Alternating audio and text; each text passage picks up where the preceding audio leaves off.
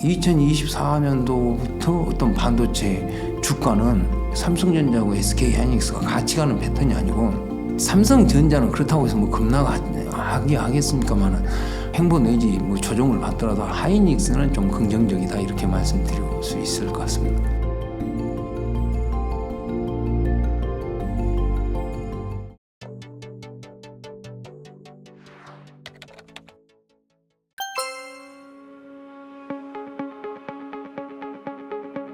지금 현재 금리가 미국이 5.5%지 않습니까? 이게 상당히 전 세계의 어떤 고통을 이제 안겨줄 거라고 생각이 돼요. 왜 그러냐면 이제 5.5%에서 언제 내릴 것인가 모두가 그걸 기대하지 않습니까? 근데 이제 그 변수가 어떤 부분에서 변수가 생겼냐면은 하마스하고 이스라엘 전쟁에서 변수가 생긴 것 같습니다. 뭔 말이냐면 지금 현재 그 미국이 금리가 5.5%일 때 중국은 3.45%입니다. 러시아는 16%입니다. 중국의 3.45%에서 금리를 못 올리다 보니까 외국 자본이 싹 빠져나가지 않습니까? 그러니까 미국이 5.5%를 유지함으로 인해서 중국은 엄청 고통스러운 겁니다. 또 러시아는 루블화가 그냥 급락해버릴까 봐서 지금 현재 금리를 갖다 16%로 올려놨습니다. 근데 만약 거기에서, 그래서 이제 러시아도 굉장히 또 거기 좀 반대로 고통을 당하고 있어요. 그런데 거기에서 만약 그 미국이 금리를 내리면 이제 러시아하고 중국을 도와주는 꼴이 되는 거죠. 쉽게 금리를 못 내리는 겁니다. 거기다가 지금 현재 러시아 우크라이나 전쟁도 실질적으로 러시아 승리입니다. 예, 러시아, 우리가 듣는 뉴스가 진실이 별로 없어요. 사실 그런 쪽에 나오는 뉴스는. 근데 러시아 승리라고 보면 됩니다. 그리고 하마스 이스라엘 지금 전쟁도 이스라엘 엄청 고전하고 있고, 미국 같은 경우에는 있지 않습니까? 지금 후티 반군이라고 합니까? 그 반군이 왜 저렇게 설치냐면, 원래 그 호르무즈 해협에 딱 그 항공모함을 파견을 했는데, 이란에서 미사일을 전부 다 전진 배치하니까 전쟁하기 싫어서 그냥 지중해로 빠져나가 버렸어요. 그러다 보니까 후티 반군이 이제 막 미사일을 쏘고, 그리고 다시 이제 뭐 이렇게 실질적으로 예멘을 갖다가 공격을 미국이 하지만, 실질적으로 다 그게 대비가 되기 때문에 별로 피해를 안 입습니다. 그러니까 지금 현재 저 전쟁으로 말미암아 예멘 후티 반군하고 지금 이란이 중동 패권에 엄청 중심으로 올라서 버린 거죠. 그러니까 미국이 여기저기서 종이호랑이 식이 돼버린 거예요. 그러다 보니까 지금 미국이 어떤 자기들의 어떤 이렇게 달러와 강세로부터 시작해 경제 패권을 가져가려면 지금 금리가 5.5%에서 쉽게 내리지 못할 것이다 하는 게 저의 생각입니다. 미국이 금리를 내리면 중국도 금리를 내릴 수도 있고, 중국에서 빠져나왔던 외국 자본이 중국으로 들어갈 수도 있고, 미국에서 금리를 내리면 중국한테는 엄청 도움이 되는 거죠. 사실 우리나라도 그렇고. 그러다 보니까 이제 실질적으로 뭐 자국의 뭐 경제를 가지고 무슨 인플레가 어째서 금리를 내리냐 올리냐 맨날 떠드는데, 사실 국제 정세를 봤을 때 지금 금리를 쉽게 내릴 수 있는 상황이 아니라고. 앞으로 이것이 당분간 가고, 이렇게 당분간 가다 보면 뭐 어떤 현상이 벌어지냐면, 지금 태형건설이 워크아웃 같지 않습니까? 그러면 SK 같은 경우도 있잖아요. 구조조정하기 위해서 지금 현재 최태원 회장 밑에 최창원 부회장을, 그 구조조정 담당 부회장을 세웠어요. 그래가지고 지금 현재 SK 같은 경우는 지금 M&A 인력으로 경영을 하고 있어요. 대부분 SK 하이닉스도 M&A를 통하지 않습니까? 그 대표적인 실패가 뭐냐면 중국 인텔의 다롄 공장이지 않습니까? 거기 11조인가 들여서 샀는데 앞으로 또 얼마를 들여야 정상화할지 어쩔지, 또 적자 규모도 엄청나지 않습니까? 그쪽에. 그러니까 지금 SK 하이닉스가 사실 HBM 쪽에서 독주를 하고 있어요. 그래서 올해 같은 경우는 HBM 3E라는 제품을 생산하기 위해서, 기존에는 2000 있지 않습니까? 2000 공장이 다 HBM 공장은 2000회가 있었어요. 근데 땅이 좁아가지고 지금 청주에다 폐업을 짓기 위해서 땅을 다 장만해 놓고 있습니다. 그래서 이제 SK 같은 경우는 작년 연말 4분기 있지 않습니까? 영업이익이 한 2천억 정도 났다고 그래요. 근데 올해 이제 SK증권에서는 11조 정도 이익을 낼 것이다 그러는데 사실 SK 하이닉스 내부적인 어떤 사람들이 그렇게 이야기하는지 모르겠는데 내부적으로 도는 이야기는 8조에서 9조 정도 영업이익을 낼 것이다. 이렇게 하고 있다고 그래요. 그런데 이제 그것은 한번 봐야 되겠지만 어찌됐든 지금 그 부분이 왜 HBM을 독주를 하는가 봐봐야 될 거예요. 왜냐하면 자꾸 이제 삼성전자 주가가 왜 떨어지는 거하고 연관이 되어 있는 거거든요. 엔비디아에서 챗GPT GPU를 만들 때 그게 맨 처음에 돈이 안 됐답니다. 그래갖고 HBM 부서가 삼성에도 있었고 SK 하이닉스도 있었대요. 근데 삼성에서는 돈이 안 되니까 이걸 없애버렸다는 거예요. 그리고 이제 SK 하이닉스에서는 이걸 집중적으로 개발을 하고 그러다 보니까 개발로 끝나는 게 아니라 특허를 다 내놓은 거예요. 먼저 SK 하이닉스에서. 그래서 이제 이게 하다 보니까 지금은 거의 SK 하이닉스의 HBM을 따라올 수가 없고 그래서 앞으로 이제 반도체에서는 실질적으로 이제 삼성은 나타낼 거 없어요. 왜냐하면 지금 현재 파운드리 쪽 TSMC보다 격차가 더 벌어지고 있죠. 그 다음에 D램 그렇다 치고 D램 쪽에서는 HBM이 SK 하이닉스를 못 따라가고 있죠. 그럼 랜드는 지금 현재 엄청 공급과잉이갖고 계속 이제 적자 나는 수준이죠. 그래서 2024년도부터 어떤 반도체 주가는 이게 삼성전자하고 SK 하이닉스가 같이 가는 패턴이 아니고 삼성전자는 그렇다고 해서 하겠습니까만은 이렇게 횡보 내지 조정을 받더라도 하이닉스는 좀 긍정적이다 이렇게 말씀드릴 수 있을 것 같습니다. 이제 삼성에 대해서 좀 단점을 이야기하자면 저희는 이제 진짜 40살부터 지금 61니까 전업 투자만 21년을 했는데 그러면 종목 분석을 얼마나 했겠습니까? 그럼 옛날에는요 어떤 종목을 분석해갖고 투자했는데 그 다음날 그냥 하한가 가버리는 주식들이 들어 있었어요. 그래서 왜 그런가 이걸 분석을 해보면 삼성전자 임원들한테 뇌물을 줬다든가 그런 기업은 바로 잘립니다. 그래갖고 상장 폐지되는 걸 봤어요. 근데 요즘에는 이제 삼성전자 협력업체들 보면요 주가가 튈 때 언제 튄지 아십니까? 전환사채 발행하면 주가가 튑니다. 전환사채가 누구한테 가겠습니까? 무기명 전환사채니까. 그렇잖아요. 꼭 그래요. 그게 그만큼 삼성전자의 투명성이 굉장히 이제 결여되어 있고 그 다음에 이제 또 이제 장비 발주를 보면 인맥에 의한 장비 발주가 굉장히 많죠. 어떤 기업에 임원이 삼성전자 출신이 있더라. 이런 식이란 말입니다. 그러다 보니까 이 앞에 제가 여기 와서 이야기했는데 원래 QD-OLED를 할 때 있지 않습니까? 잉크젯 장비를 원래 캐나다 기업이 삼성 디스플레이 협력업체였어요. 근데 갑자기 삼성 계열사인 CMS에다 발주를 했어요. 근데 그걸 설치했는데 전혀 수율이 안 나와버린 겁니다. 그러면 그 장비 다 뜯어내야 될 거 아닙니까? 다시 미국 회사에다 발주를 해가지고 지금 어떻게 가동하고 있는지 몰라도 그 뒤로 QD-OLED에 대한 이야기가 쏙 들어가 버렸습니다. 그렇지 않습니까? 그러니까 이제 이번에 그러고 또 HBM 있지 않습니까? 본딩 장비도 삼성전자에서 원래 본딩하고 TSV 장비는 가장 잘 만드는 데가 한미 반도체 아닙니까? 근데 본딩 장비를 CMS에다 발주를 했습니다. 그래서 HBM이 잘 될란가 그런 의문도 있고 해서 삼성전자의 전반적인 것을 봤을 때 왜냐하면 디스플레이는 이미 중국의 BOE한테 따라잡혔고 휴대폰도 사실 애플하고 격차가 너무 커지고 있지 않습니까? 반도체도 그렇지. 그래서 앞으로 저는 좀 중립 아니면 부정적으로 보고 있습니다. 그리고 SK 하이닉스는 그나마 조금 긍정적으로 보는데 SK 그룹도 있지 않습니까? 보면은 SK 에코프렌트가 옛날에 SK 건설 아닙니까? 그럼 SK 건설도 나름대로 이제 프렌트 위주. 그러니까 우리나라에서 반도체 팹을 지을 수 있는 회사 몇 개 중에 하나거든요. 지금 삼성물산, 그 다음에 현대건설, SK 에코프렌트. 3개인가 있을 겁니다. 3개 아니면 삼성 엔지니어링도 있는가 모르겠습니다만은.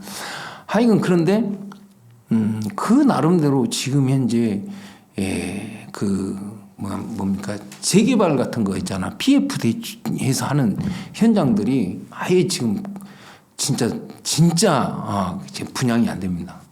그래서 그런 리스크들이 대기업마다 있습니다. 지금 롯데건설 뭐 할 것 없이. 그렇기 때문에 그런 부분들을 앞으로 주식할 때는 그 건설 회사들이 어떻게 지분 구조로 엮여 있는가를 대기업은 꼭 보고 주식 투자를 해야 됩니다. 그 PF라는 게 무섭습니다. 그런 관점으로 한번 생각해 보시기 바랍니다.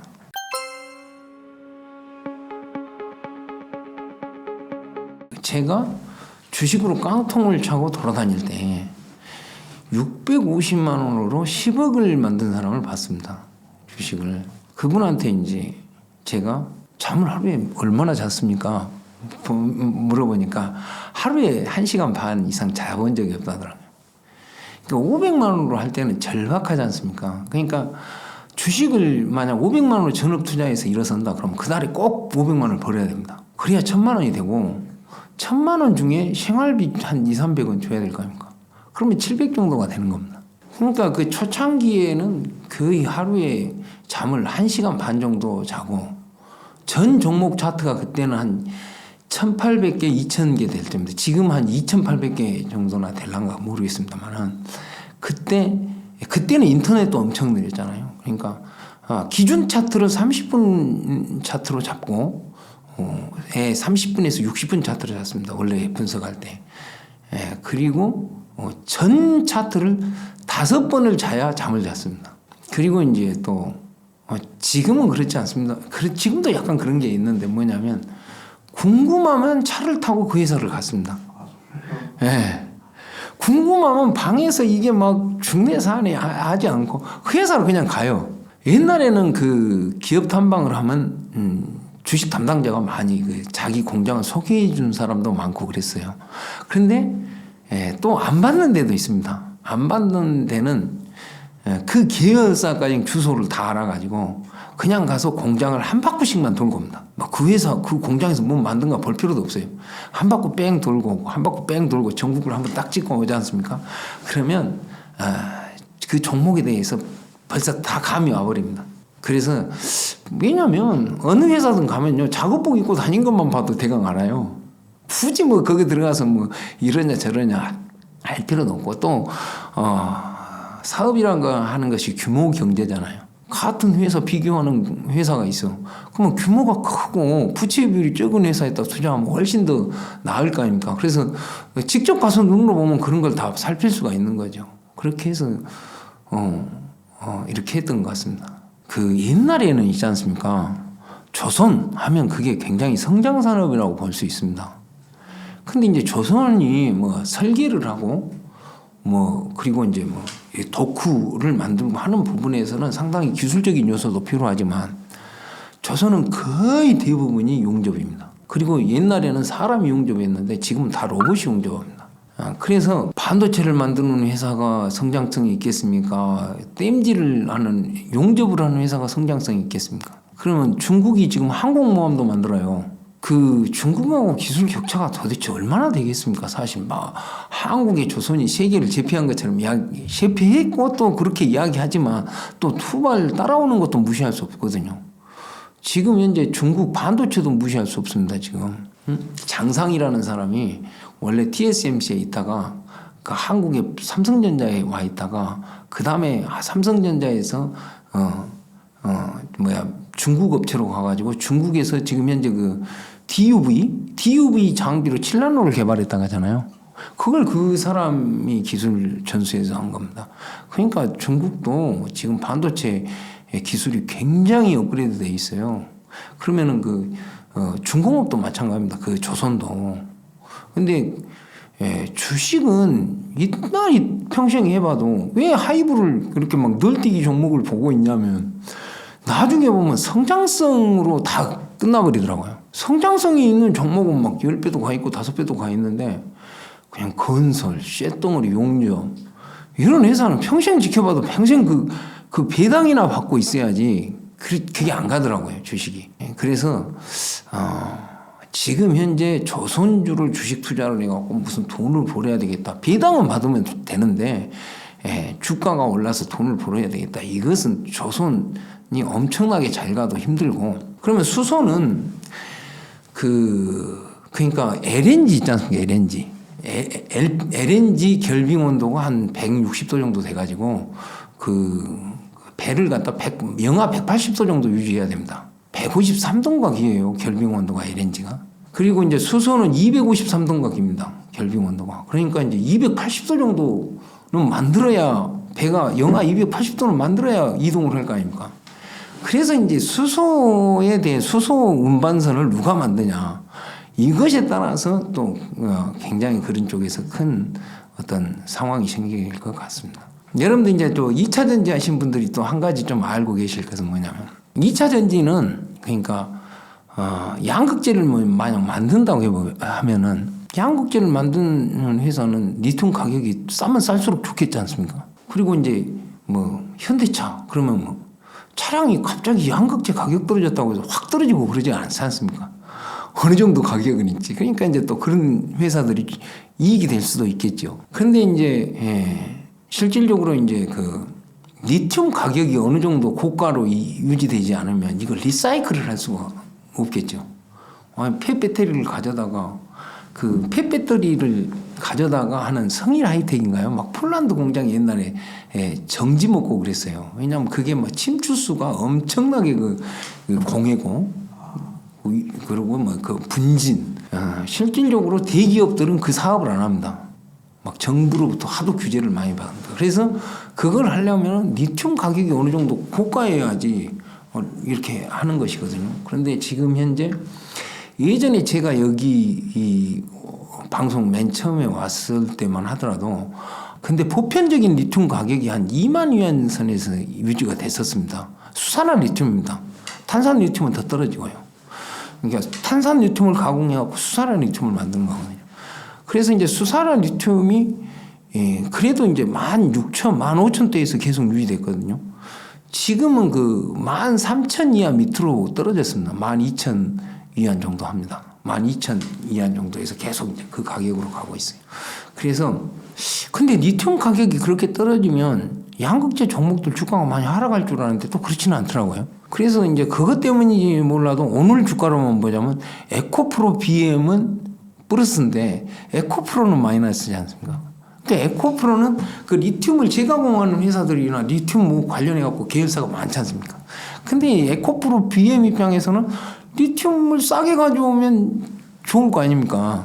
네, 기존에 가져놨던 것이 재고 자산이 이제 엄청난 손실이 나온 부분들이 때문에 지금 현재 주가에 영향을 미치고 있거든요. 그런 점을 한번 참고하셔가지고 지금 현재 리튬 가격이 13,000 이하 밑으로 떨어져서 12,000 몇백 정도에 계속해서 유지되고 있다. 이 점을 한번 보시면서 리튬 가격이 회복될 기미가 없고 앞으로도 리튬은 계속 발견되기 때문에 더 떨어지지 않을까 이렇게 생각을 해봅니다. 그래서 이제 보면은 반도체 중에 온 디바이스인가? 그 막 유명했지 않습니까? 근데 온 디바이스 주식을 딱 보면 전부 다 뭐예요? 토이가 팹리스 아니면 디자인하우스 종목들이에요. 근데 사실 우리나라에서 있지 않습니까? 엔비디아 같은 데는 자기들이 설계해갖고 위탁해서 갖다 팔지만 우리나라에서 과연 그렇게 설계를 할 수 있는 기업이 몇 개나 되겠습니까? 거의 없지 않습니까? 팹리스를 그렇게 해서 대량으로 뭔가 미출을 하는. 그러면 이제 그 다음에는 디자인 하우스인데 파운드리 쪽의 디자인 하우스는 딱 누구만 쳐다보는 겁니까? 삼성전자죠. 그럼 매출이 있겠습니까? 없겠습니까? 그게 문제입니다. 근데 이제 그 부분이 그런다고 할지라도 삼성 자체 칩을 거의 못 쓰지 않습니까? 그 엑시노스라고 합니까?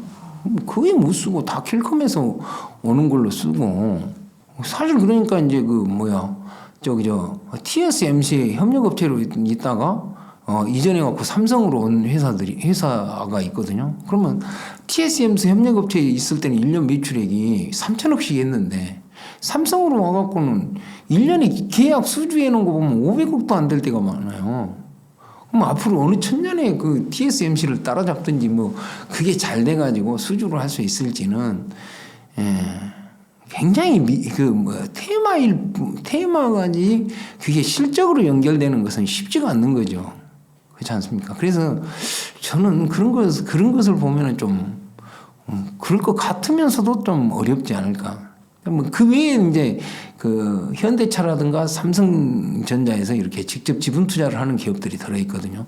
팹리스 기업 중에 그런 것들은 그래도 약간 비전이 있다고 보여집니다. 어떻든 저는 주식시장에서 전업 투자로 21년을 살아서 또 잘 살고 있습니다. 그래서 나만 주식 투자하면서 번 돈으로 참 베풀기도 많이 베풀어 왔고 이렇게 살아왔습니다. 그런데 주식 투자는 하면 할수록 어렵더라고요. 여기 와서 이렇게 방송을 하면 마치 전 종목을 다 알아야 되는 것처럼 방송을 하는데 사실은 저 같은 경우는 한 종목을 보통 1년씩 분석을 해서 그 종목만 집중을 합니다. 그래도 이제 종목을 선택할 때 번전이 대박이다 생각하고 번전을 할 만한 종목을 이렇게 선택을 합니다. 어떤 상황이 생겼을 때. 여러분들도 어떤 선택과 집중의 관점이 있어야지 지금은 뭔가 시세를 따라가기가 너무 변화 속도가 빨라갖고 어렵고요. 또 그리고 지금 같은 경우에는 신용이라든가 이런 거 쓰면은 주가하고 굉장히 엇박자져서 손실이 가중될 수 있는 그런 장세입니다. 그래서 2024년도는 그 어느 때보다 보수적인 투자를 하면 좋겠다 이렇게 말씀드리면서 마치겠습니다.